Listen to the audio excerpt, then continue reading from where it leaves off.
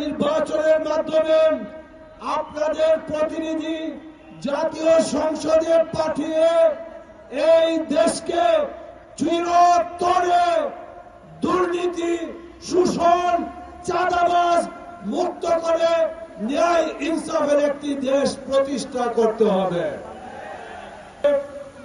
লড়াই করতে করতে, বৈষম্যের বিরুদ্ধে আন্দোলন করতে করতে আমাদের হাজারো ভাই শাহাদত বরণ করেছে, অনেকে পুণ্যত্ব বরণ করেছে। আজকে সে সমস্ত ভাইদের আত্মা শান্তি পাবে দেশের মানুষ যদি শান্তিতে থাকে।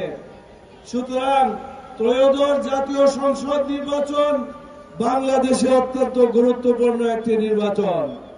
জনগণের প্রত্যাশা ছিল ভোট দিবে, 14তে ভোট দিতে পারে নাই, 18 দিতে পারে নাই, 24 দিতে পারে নাই।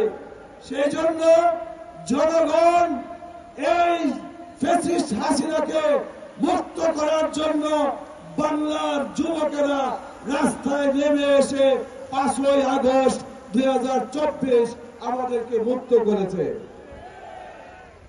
এই আগস্টের চেতনা আমাদেরকে উজ্জীবিত রেখে নতুন বাংলাদেশ আগামী 12 তারিখ ব্যালটের মাধ্যমে, আমি মা, বোন, ভাই, বেরাদর সবাইকে বলি, ব্যালটের মাধ্যমে আপনারা তাদেরকে উচিত জবাব দিবেন এবং ব্যালটের মাধ্যমে আমি আপনাদের কাছে দোয়া চাই।